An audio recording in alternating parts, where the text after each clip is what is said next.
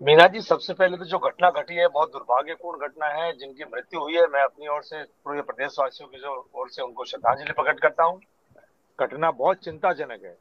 विपक्ष अपनी भूमिका समय समय पर निभाता रहता है। बड़े दुख के साथ कहना पड़ रहा है कि भारतीय जनता पार्टी जिम्मेदारियों से भागती है। आना चाहिए प्रवक्ता को। प्रवक्ता आते हैं तो अच्छा रहता है। अच्छा बोलना है, बुरा बोलना है, गलती स्वीकार करनी नहीं करनी अलग सब्जेक्ट है। और आप जहां तक एसएमएस की बात कर रहे हैं, कैलाश जी भाई साहब सही कह रहे हैं। भैया नहीं है।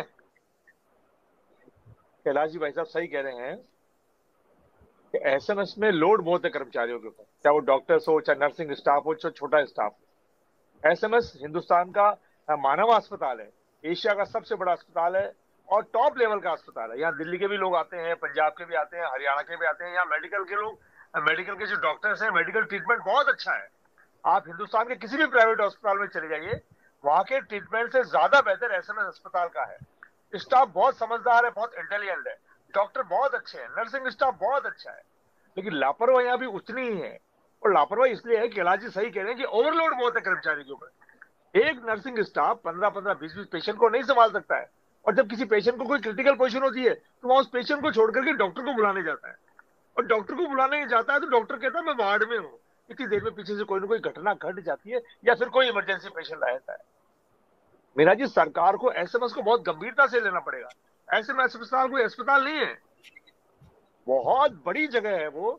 और एक केवल मंत्री, केवल उसको मंत्री बना देने से पार भी नहीं पड़ेगी। सरकार चाहे कांग्रेस की हो चाहे बीजेपी की हो, एसएमएस के लिए तो एक अलग से कोई एक डिपार्टमेंट बनना चाहिए जो केवल और केवल केवल एसएमएस को ही देखे।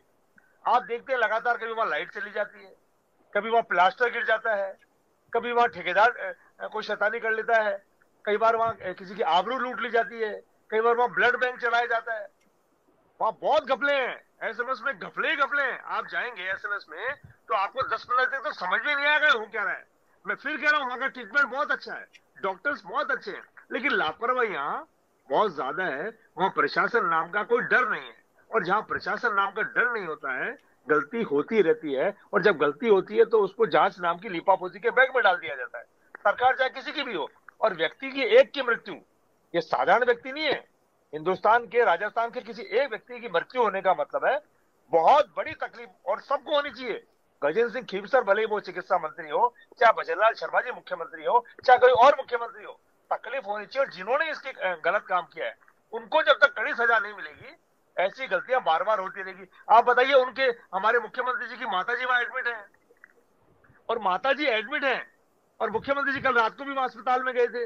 जब मुख्यमंत्री जी अस्पताल गए थे, जहां तक मेरे को जानकारी है, एसएमएस के कोई बहुत बड़े डॉक्टर उनको ना तो रिसीव करने आए थे और ना उनकी देखरेख में आए थे। तो मुख्यमंत्री को जब डॉक्टर्स लापरवाह में ले जाएं, या मुख्यमंत्री जी का डर जब स्टाफ में नहीं होगा, तो कैसे आम आदमी अपना वहां इलाज करवा पाएगा। एसएमएस के अंदर हालत देखिएगा आप जाकर के, गंदगी का भरमार है। मुख्यमंत्री जी 2-4 बार शुरू शुरू में गए थे, उन्होंने दौरे किए थे, जैसा कि हर मुख्यमंत्री करता है। और मैं फिर कह रहा हूं, इसको मैं पॉलिटिक्स से ऊपर उठ करके बयान दे रहा हूं कि वहां पर जो भी जी जिम्मेदार लोग हैं, प्रशासन के जी। लोग, डॉक्टर्स, मैं फिर कह रहा हूं बहुत अच्छे हैं वहां के नर्सिंग स्टाफ बहुत अच्छा है, बहुत मेहनत करते हैं। लेकिन वहां इतना लोड है, इतने संसाधनों की वहां कमियां हैं, जिस कारण से कहीं ना कहीं लापरवाही होना स्वाभाविक बन जाता है।